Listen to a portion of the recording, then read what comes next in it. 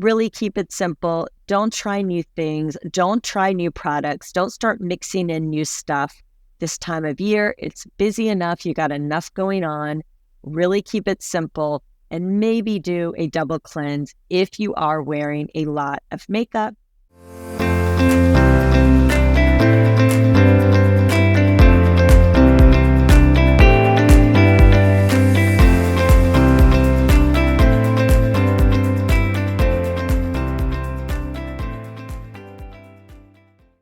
Wow. Okay. If you are anything like me, you are pinching yourself that we are already well into December. The holidays are here and we are at the end of 2023. I can't believe it. I just don't know where this year went and how fast everything is flying by. But here we are. It's December. The holidays are here. And it is a very, very busy time in my life and probably yours. It's a super magical time.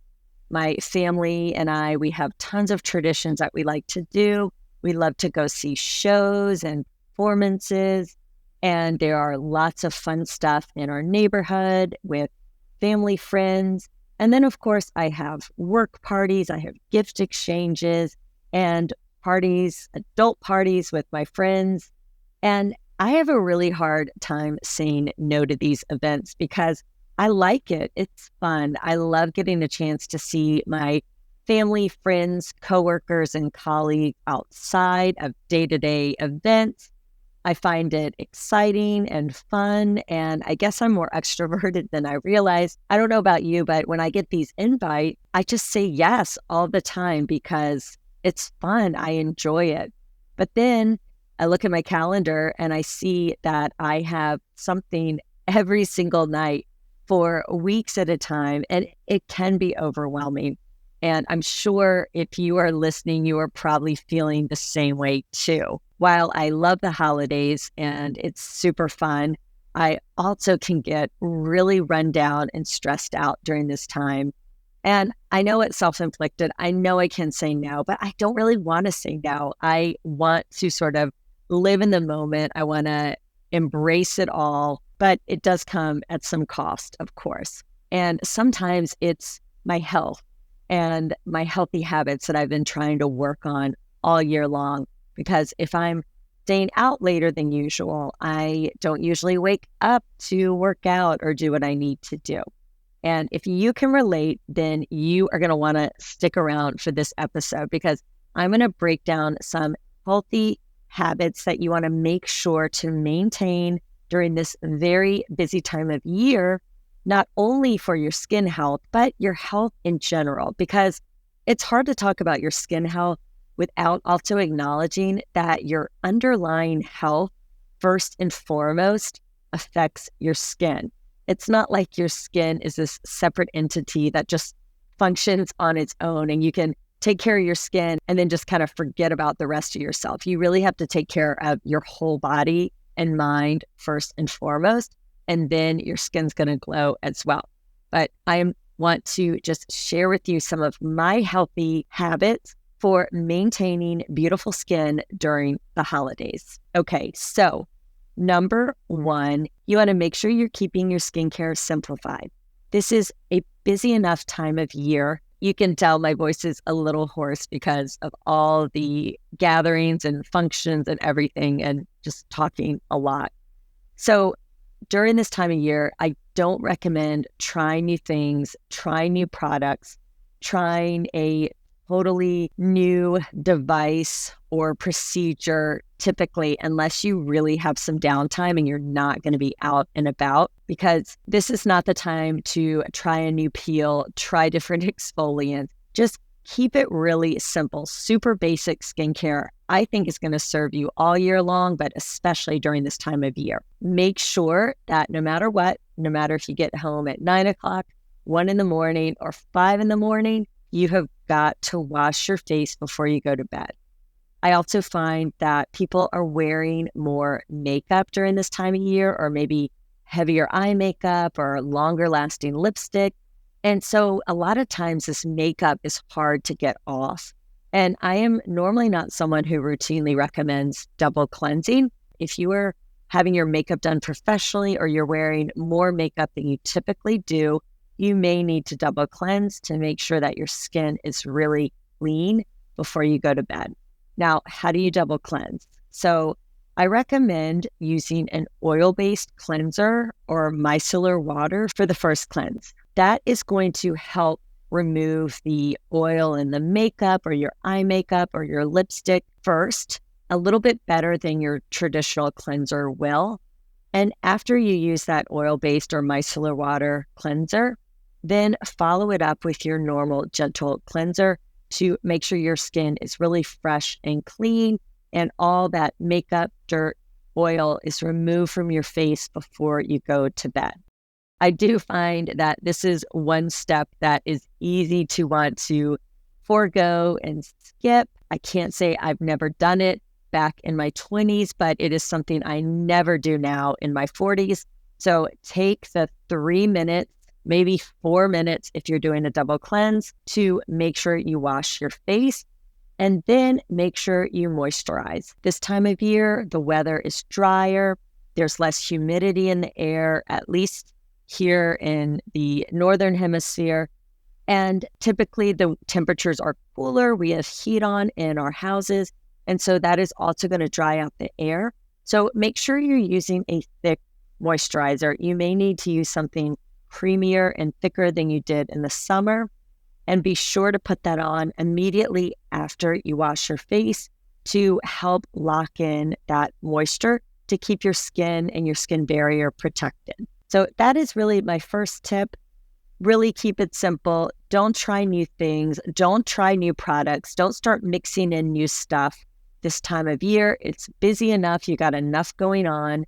Really keep it simple and maybe do a double cleanse if you are wearing a lot of makeup. And then just a little quick tip about hair. If you're doing more makeup, you might be getting your hair done, maybe even professionally. Just remember that if you are using heat products to style your hair, then go ahead and spray your hair with a heat protectant beforehand.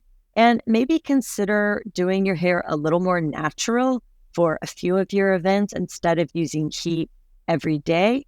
And then also try to balance out wearing your hair up in a tight hairstyle because that can cause what's called traction alopecia. While Ariana Grande with her tight high pony looks really great, it's super, super damaging to the hair. So maybe do it once in a blue moon, but don't be doing that hairstyle every single night. It's really, really damaging. So balance it out with a looser, more natural hairstyle for some of your events. Okay, number 2, let's talk about nutrition because I find that, at least for myself, this is something that can go out the window a little bit with all the parties. So frequently these parties, they're having more heavy hors d'oeuvres and appetizers and not really a balanced meal. And so if I go there and I'm hungry and I haven't eaten all day, then I will just start eating all those delicious foods. And typically they're rich and they're buttery and they're salty. And while it may satiate me a little bit, if they have lots and lots of sugar in them, then my blood sugar spikes and then all of a sudden it plummets and I'm left feeling low energy and I'm not fulfilled and I'm not full. And I really didn't get the nutrients that I needed. So what I've found is helpful is to eat a little bit before I go to these parties, especially healthy veggies, fruits, maybe some fiber or whole grains to just kind of fill me up a little bit so that when I get to the party, I can just have a few of the little appetizers to try things, but I don't have to count on that becoming my entire meal.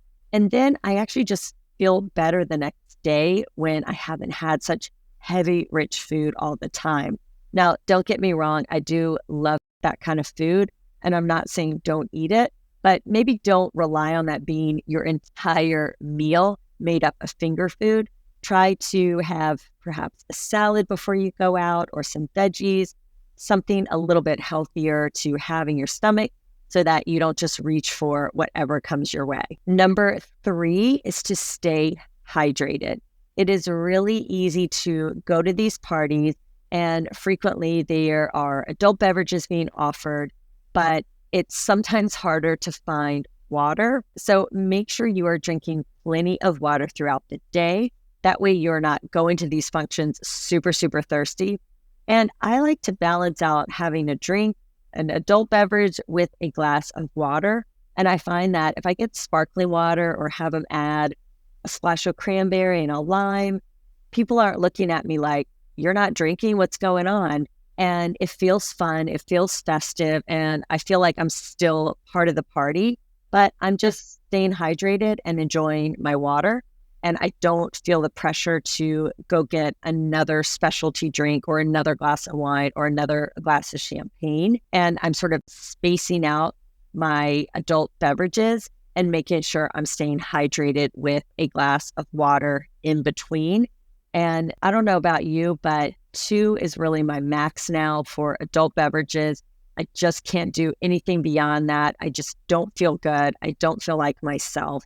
And I just hate how that feels the next day. So really, I will just stick with 1 and then have water afterwards, maybe 2 if it's a weekend or a really long party. But I would say don't feel pressure to just have to keep refilling with an adult beverage. Just ask for water and have them make it a little bit fancy with a lime or sparkling water, and you'll still feel like you're a part of the party. But your skin, your body, your sleep, all of that is going to be so improved if you are being mindful to stay hydrated with water and not just drinking very sugary drinks and alcohol, which is going to really dehydrate you. And your skin's going to show it. If you've ever been to a party and maybe stayed out a little too late or drank a little too much, the next morning you don't wake up thinking, wow, my skin looks great. Why is that? Well, it's because alcohol disrupts our sleep. So we don't get that deep, restful sleep that we need to wake up feeling restored. And it dehydrates our skin. And so our skin is dry, it's parched, it's not vibrant and shiny like we want it to look. And so again, there's so many reasons not to overdrink at the holidays. But if skin is what's going to get you to curb it, great. But it's certainly fine to have an adult beverage if you enjoy that, but try to space it out with some water in between so that you are staying hydrated. My next tip is to make sure you are getting plenty of sleep. And that kind of goes along with the alcohol consumption and also sugary drinks. It's hard to have restful sleep when you are staying out late, you're dehydrated, you're drinking too much. So make sure that you aren't doing those things and try to get a minimum of 6 hours, but ideally closer to 8 hours for most people to wake up feeling refreshed and ready to start the next day. My last tip is to make sure you are having some sort of exercise incorporated into your day, whether it's a walk after a meal or doing some light weights. What I've learned as I've gotten older is that I actually don't have to dedicate a whole hour to intense cardio to get a workout. I can do 10 minutes of weight here. I might do 10 minutes of abs a little bit later, but I used to think I need this whole long block to exercise. And if I don't have it, it's not worth it. But actually just doing a little bit of exercise throughout your day is really impactful. So be sure to be moving. Use your Apple Watch or your device to calculate your steps. Try to get 10,000 steps in if you can. Make it a game. Keep moving. Keep your body moving. And do some resistance training as well. You are going to feel so much better.